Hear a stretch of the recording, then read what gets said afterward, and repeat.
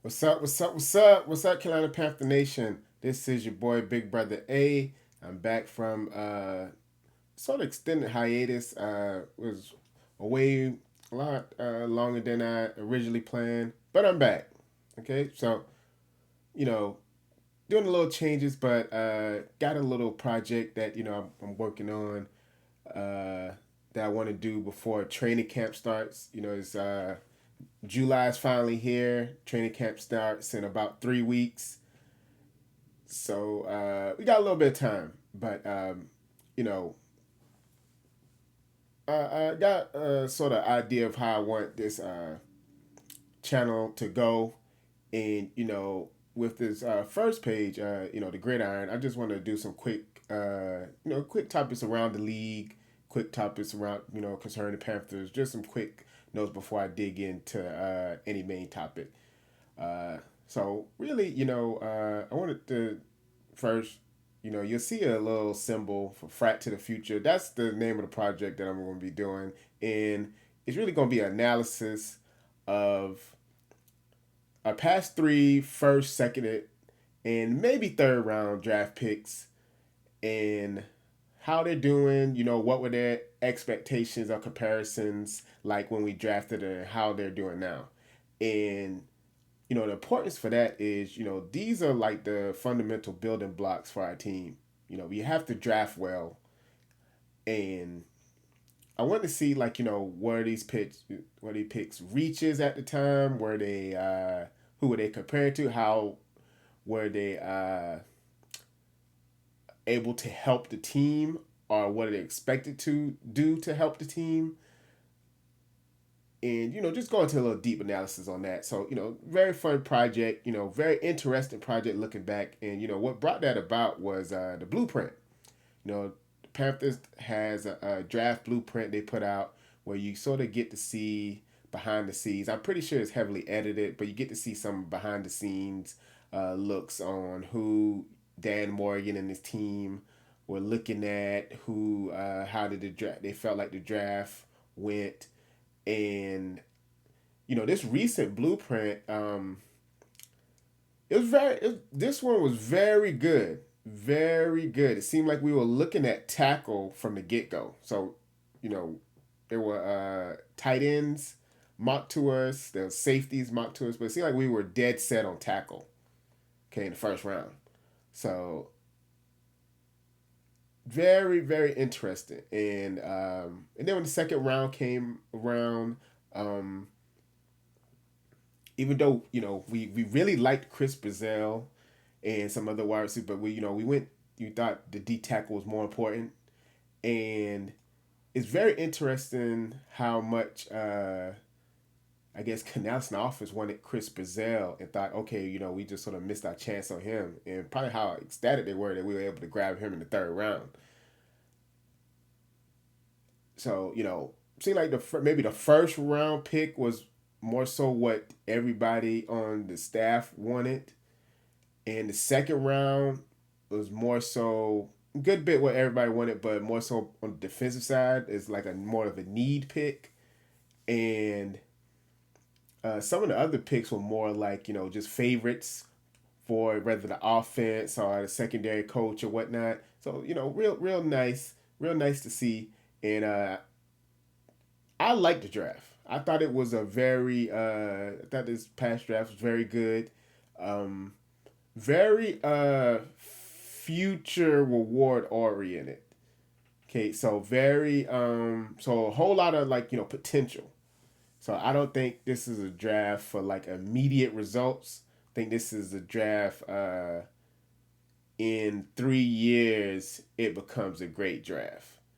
And that's gonna be very it's gonna be very interesting, especially with this Frat to the Future project, because when you think back to, let's say, like the 2008 draft where we drafted Jonathan Stewart, we traded up for Jeff Ota. The way they both started, those were excellent picks. Okay, we had a great right tackle that was looking to be our left tackle in the future.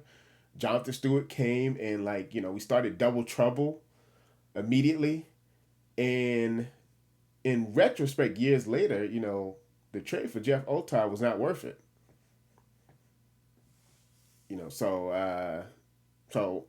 Real excited for this project. Around the league,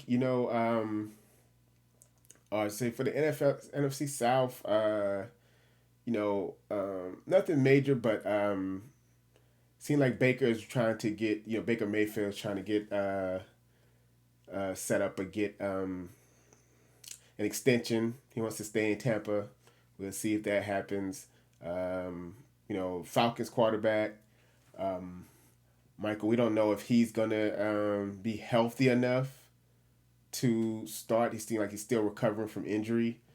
So, a couple things to really look at, pay attention more in the future, probably around camp, and see how it plays out. But should be real interesting. But let's I spoke too much on other things. Let's go into Frat to the future. All right, here at FratHouse Podcast, let's go and analyze this past NFL draft. All right, just our first round and second round pick, just those two.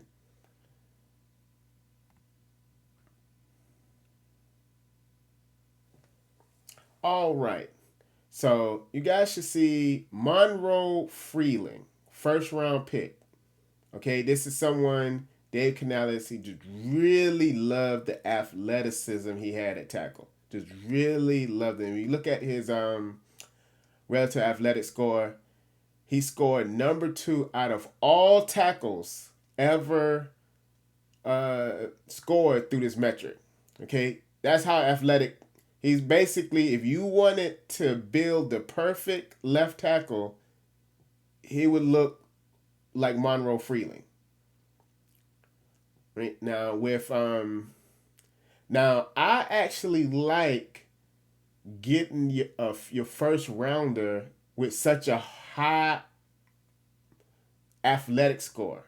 Okay, I actually do like that. All right, you want certain players on your team that's so athletic, especially for the position, that you want to be able to coach them up and then they become dominant. You think of guys like Julius Peppers. Okay, Julius Peppers was amazing DN. We didn't even play him to the best of his ability, but because he was so good and athletic, as soon as he joined the team, he made the whole team better. Okay, Mike Rucker became great. He was good, but then he became great when paired with Julius Peppers. Okay. Chris Jenkins in the D line, Brinson Buckner, they become dominant with Julius Peppers addition. All right. Chris Jenkins, who's, Hall of Fame talent himself, as stated by Thomas Davis recently. Just, great overall D line. Another Thomas Davis, speaking of him, he's just, extremely athletic. He, played safety in college. He drafted, eventually put him at linebacker. He was basically drafted to stop Michael Vick. Okay. Michael Vick is probably one of the most hated players for the Carolina Panthers with how he used to beat us with, just crazy plays. Okay. He was a thorn in our side until we drafted Thomas Davis.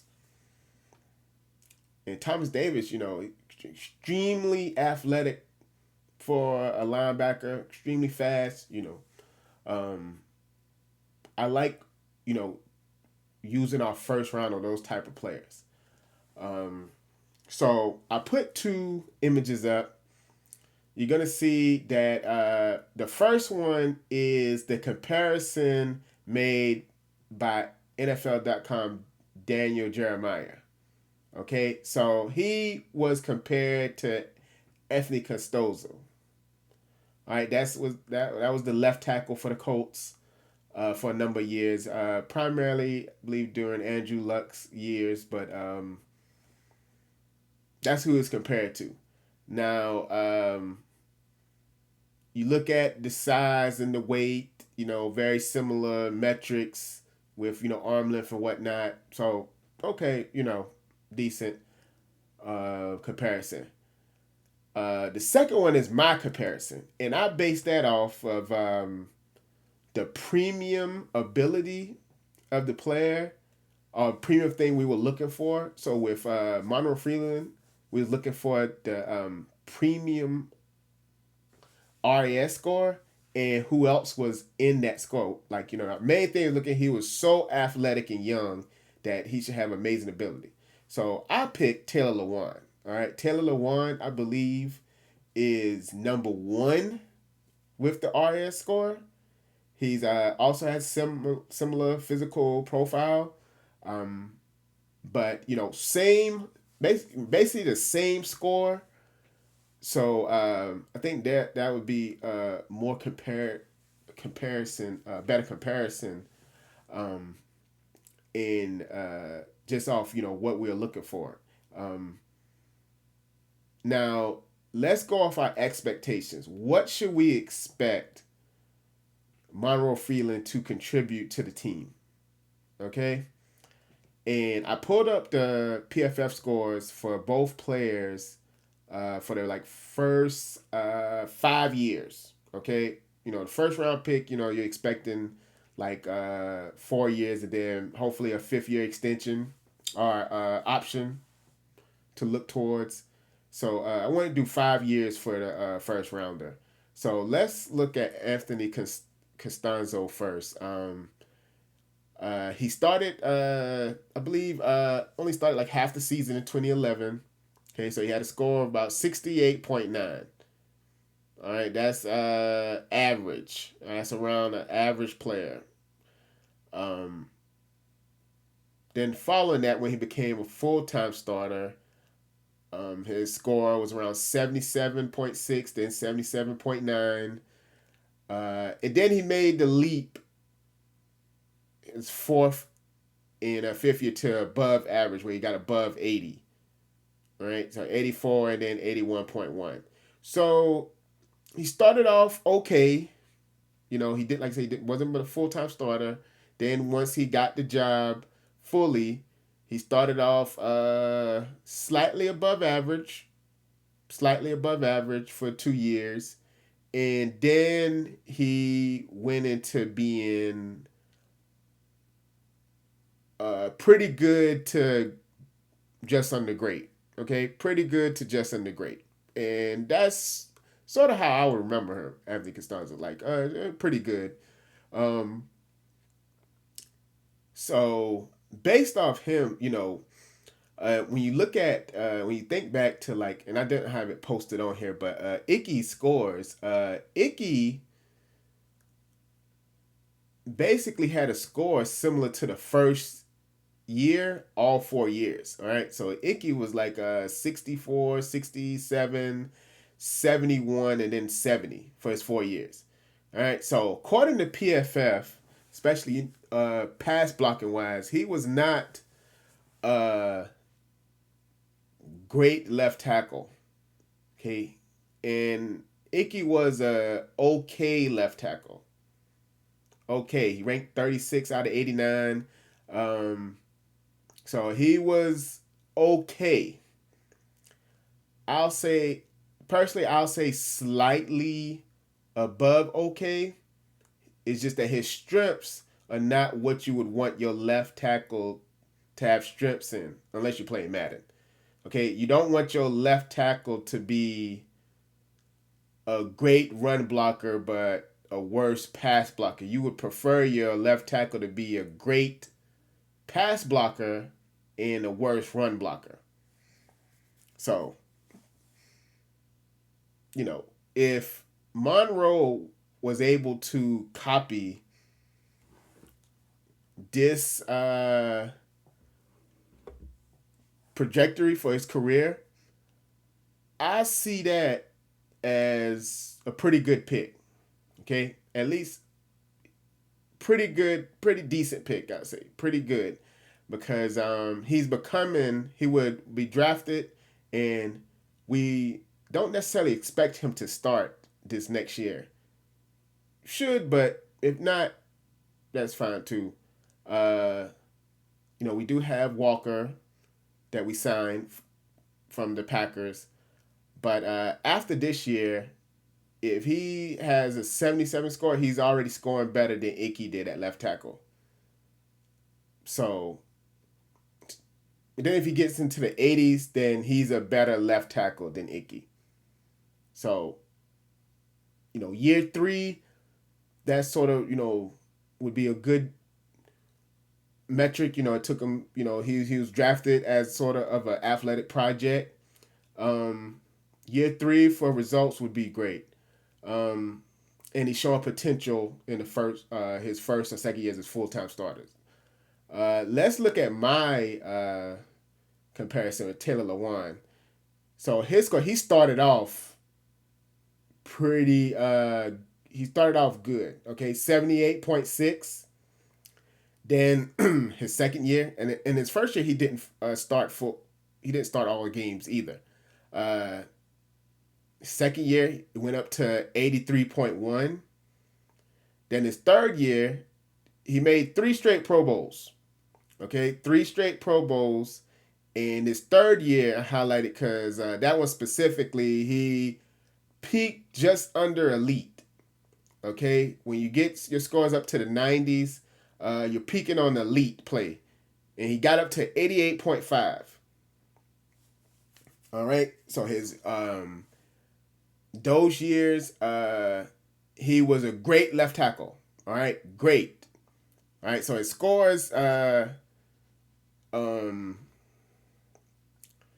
other years doesn't necessarily match that third year, but with 80.1 and 83.3, but he showed close to elite play, which is what you would want with someone so athletic.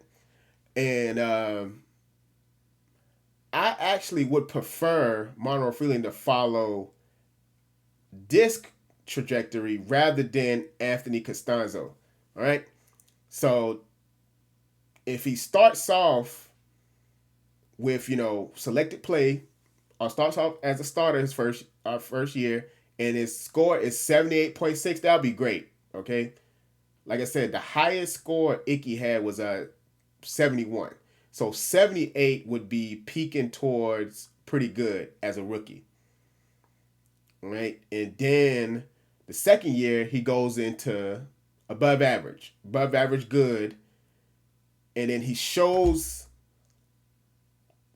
the ability to become great or peak towards elite his third year. Right? Third year, he becomes an elite left tackle. And that what makes me want to expect this rather than Costanzo. If we draft you to be this athletic, I want you to have the potential to be elite. Okay? And that's what's going to be the Frat House expectation of Monroe Freeland. You have to become an elite left tackle. Okay? Not just better than Icky, decent or good. I want you to become an elite. That's what, if he doesn't become an elite left tackle, year 3 or 4, I feel like that would not be a great pick. Okay, it'd be a decent pick. Okay, decent.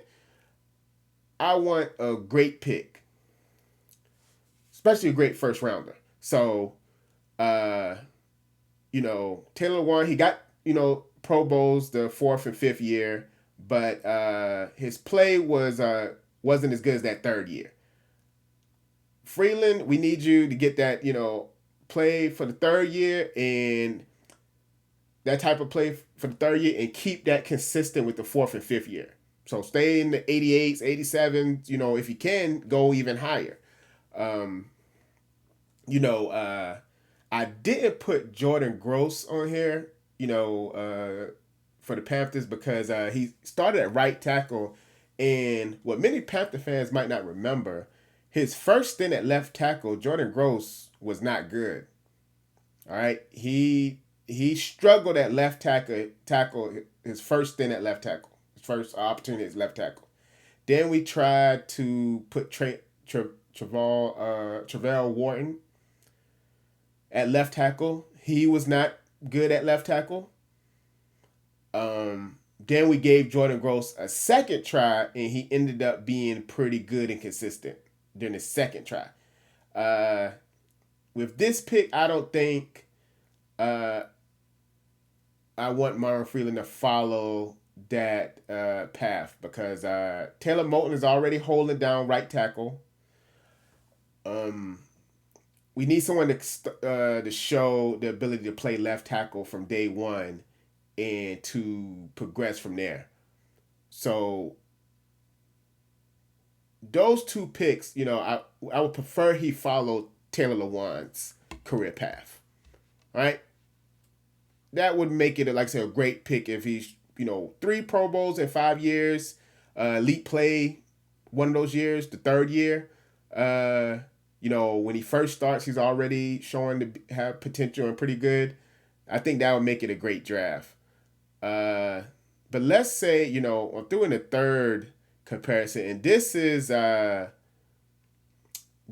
going to be a player if you, like I said, just going off athleticism, what you can get. So let's change. Let's take this away, all right, this away, and this away. All right. So what player am I talking about? Okay, there you go. Left tackle for the Eagles, Jordan Mailata. All right. Now, Jordan Mailata was picked up in the international program by the Eagles. He's a project. He played rugby, never played professional football or organized football. Like I said, he was a rugby player. Now let's look at his scores. He was basically scooped up, I believe, in the lower rounds. But he was basically a stream project. But extremely athletic, extremely big, like 6'8", 6'9", carried his weight extremely well. If he did, I believe if he did the combine, his RAS score would be 9.9 or even 10. All right. So, he doesn't have a relative athletic score because he didn't compete in the combine. But, his first year, he did not play. Okay. First year, did not play. I believe he sat behind Jason Peters. All right. Great, pretty great left tackle. Don't quote me on that. I'm not sure if he sat behind him, but he did not play his rookie year. All right. And he didn't play much the following year either and was injured. Okay.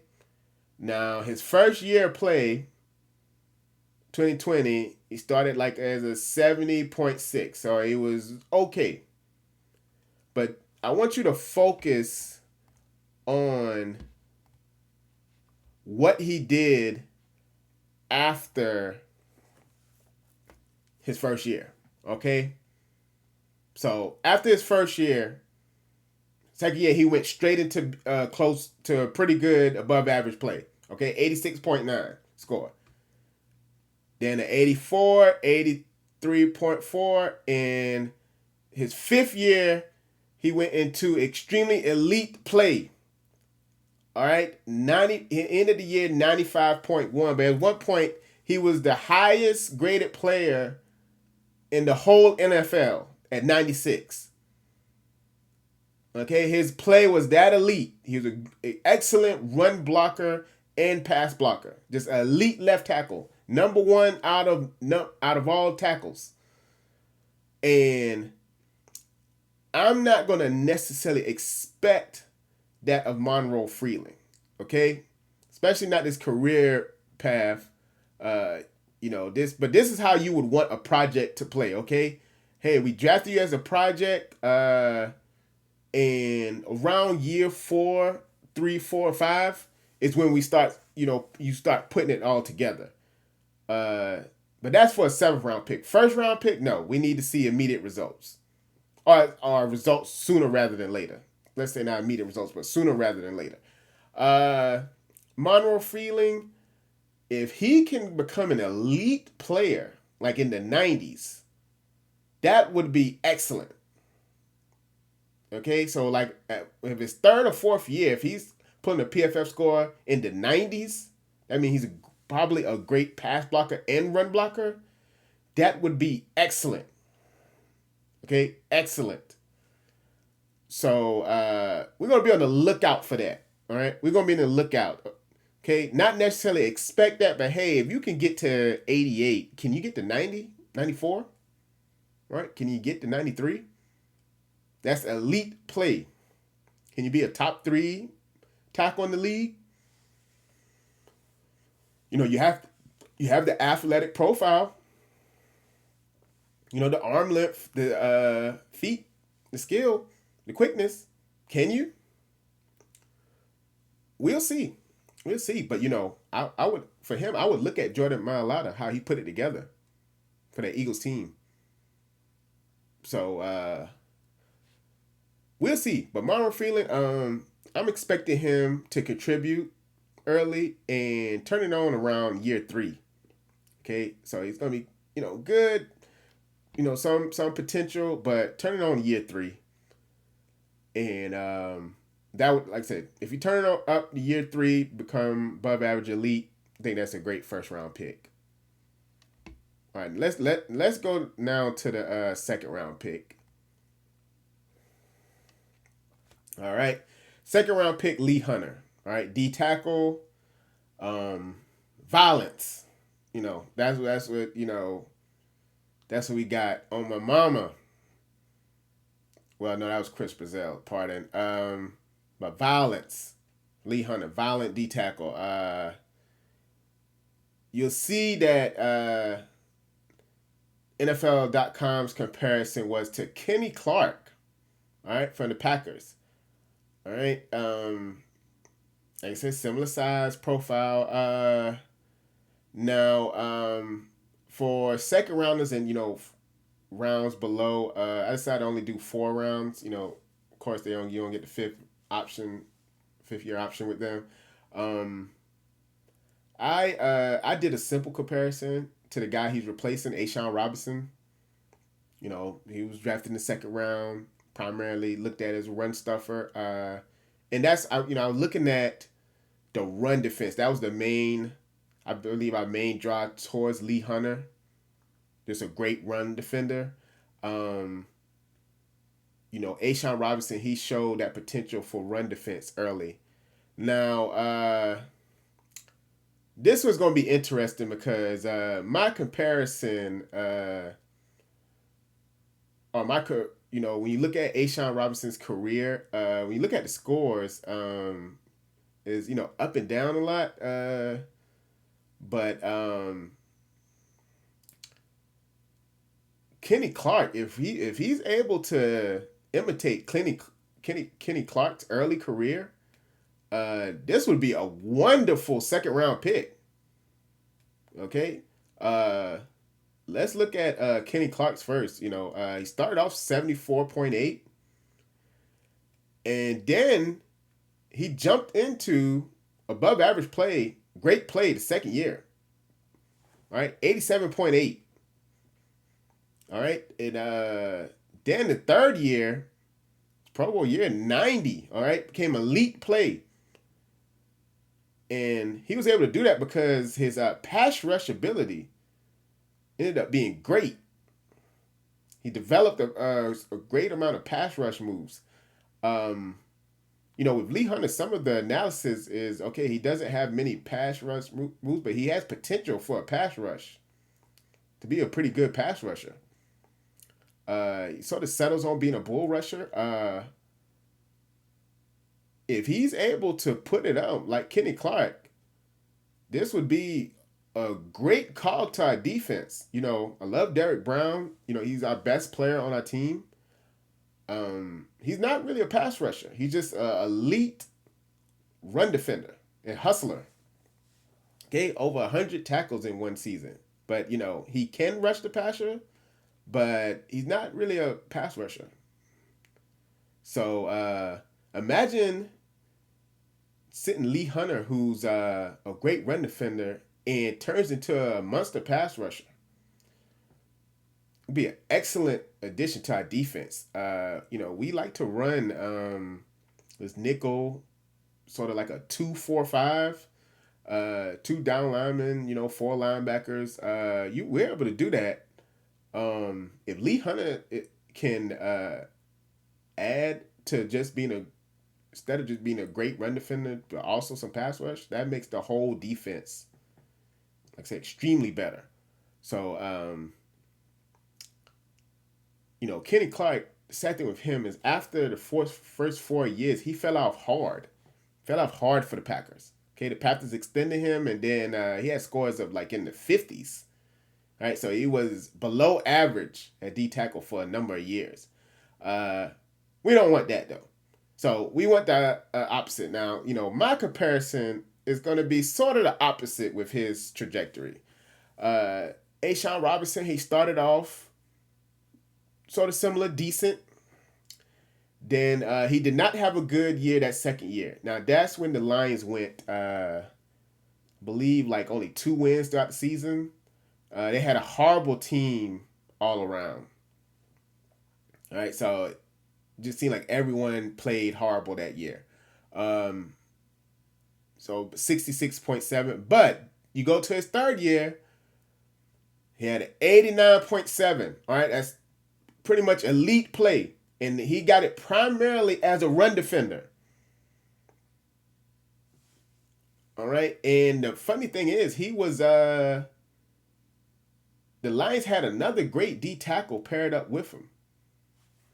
All right, let's see if I can look up his name right quick. Damon Harrison. So Damon Harrison was the main D tackle, and both him and Ashawn Robinson was a great run-stopping duo for the Lions. And that's what I was thinking about with this comparison, like that third year, if Lee Hunter could, at the very least, just become an excellent run defender with Derek Brown, that's pretty good. Really, really, really good.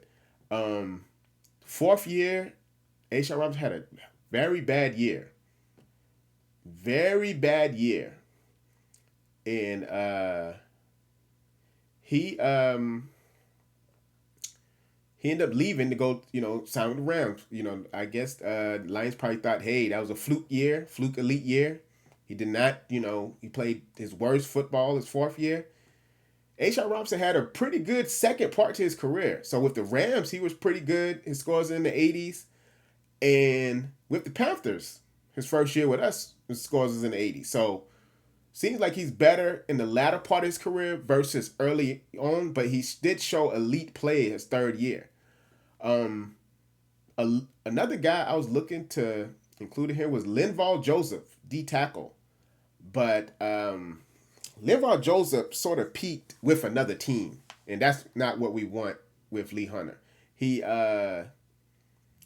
started with the Giants, but when he got to the Vikings is when he became a great D tackle. But I think with this,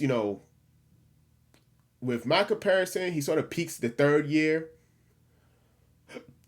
Kenny Clark comparison sort of the same way, but I like the Kenny Clark early comparison better. Hey, he showed some ability.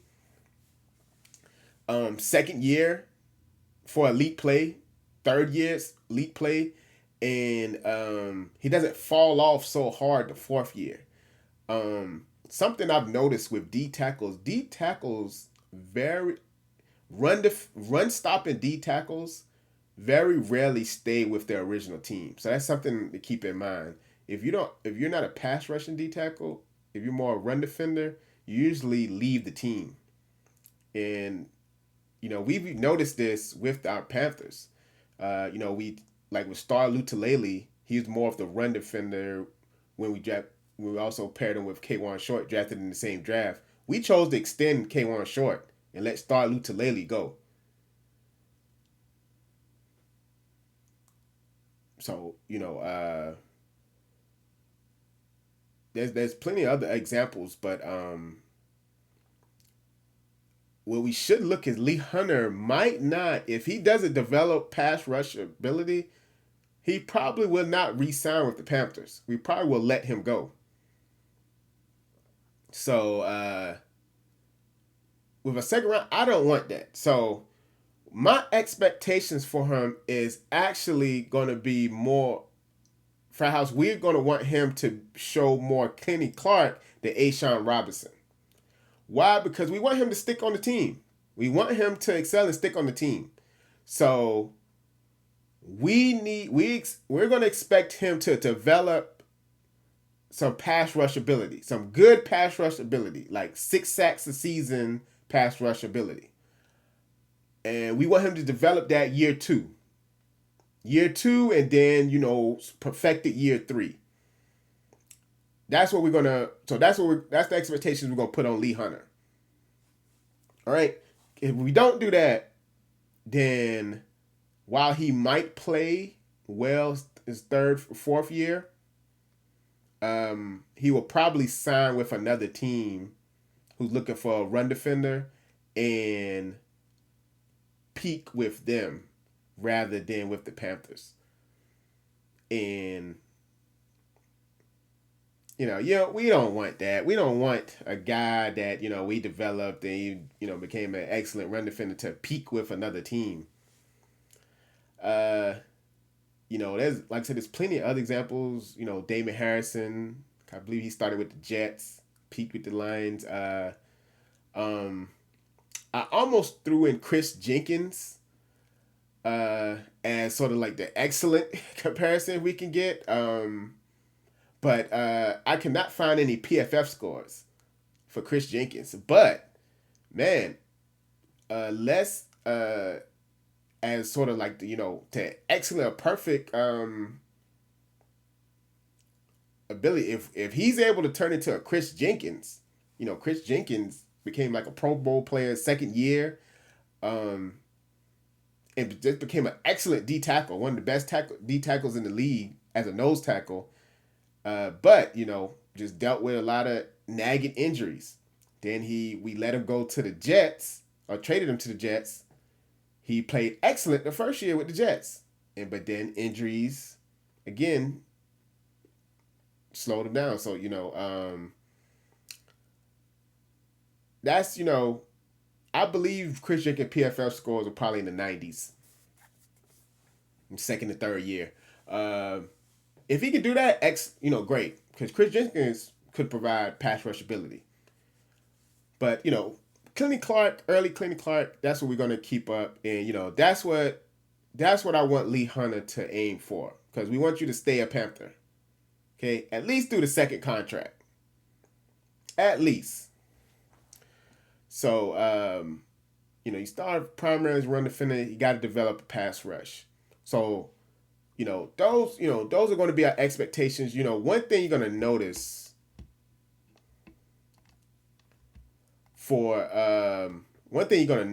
when both of those picks, they were okay with rookie year, and they turned it up at least by year 3. At least by year 3, they turned it up. And that's going to be our expectations of them. Monroe Freeland and Lee Hunter, we want you to come in, and if you can become great year 2, pretty good year 2, that's excellent. But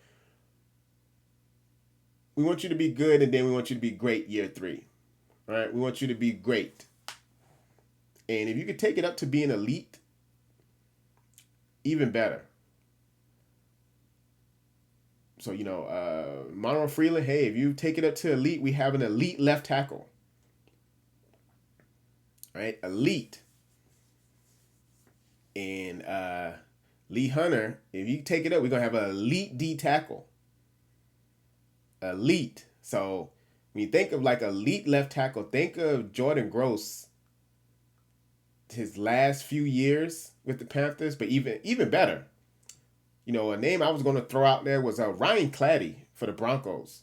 This is a guy, I wanted the Panthers to draft. He went a pick before Jonathan Stewart.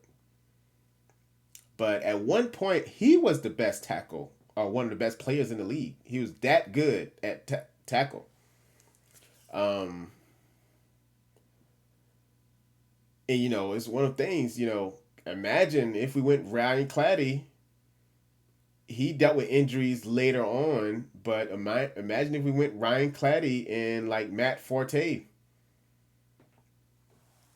Like, how would that fare with John, compared to Jonathan Stewart and Jeff Otah? Um, who knows? But when you drafted left tackle, hey, if you can be elite player like that, that's what we need. Lee Hunter, Kenny Clark, hey, can you become a great pass rusher and become dominant one by year 3? And the thing is, by year 3, either Bryce Young is going to be our, like, who we put our faith in, because after this year, next year we're either going to extend him or go off his 5th-year option, and then the 3rd year either we're going for a new quarterback or Bryce Young is the man. So year 3, if Bryce Young is the man, year 3 would be perfect for elite play from them, because then we'd be looking at a Super Bowl run. If they're great year 2, that could help Bryce Young get paid. All right, Bryce Young, he's going to be looking to get paid top 10, top 12 quarterback play. So if I'm Bryce Young, I need these guys to be pretty good to great year 2. Like, maybe my play, if in addition to my play, if I have these guys, I can carry on to get a bigger contract next year. So it's gonna be real interesting. Like I said, it's gonna coincide with a very pivotal time for Bryce Young.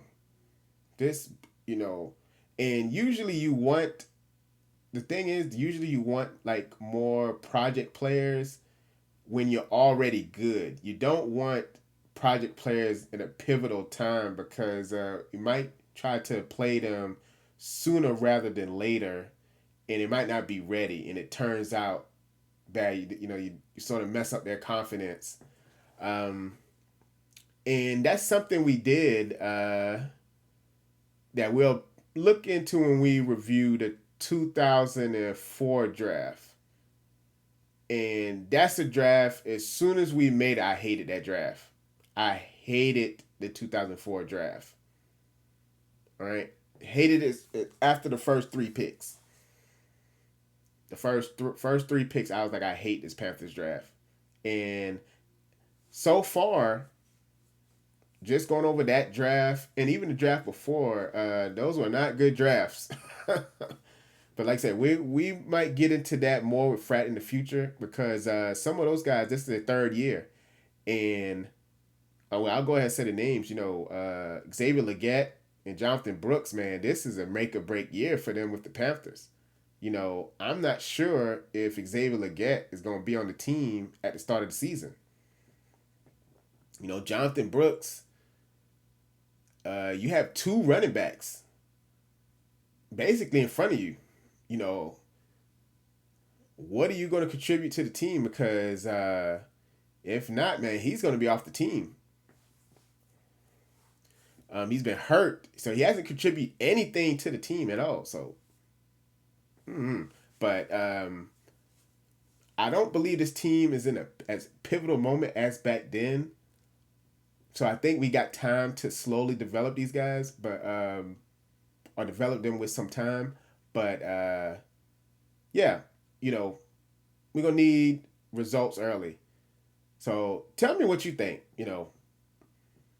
Tell me if you like the comparisons. What if we got a Taylor Lewan and a Ashawn Robinson, or we got an Anthony Costoso and a Kenny Clark? Would you think like, hey, we Panthers nailed those first 2 draft picks? Or would you think like, oh, okay, it was decent, but not good enough? Like and subscribe. And what I'll do, the next draft is we're gonna next, and I'm gonna start doing these Monday, Wednesday, Friday, and Saturday. I'm dropping these videos. Next, we're gonna do Chris Brazil, 3rd round pick. He's a guy. The Canal, like I said, we thought we would not be able to get him, and when we drafted him, I feel like he was the steal, basically the steal of the draft from what the blueprint video is showing. And then we're gonna look at one of the other picks, low round picks from this recent draft, 2026. I'll let that be a surprise. You'll see during the next video. So, guys, peace out. Talk to you later.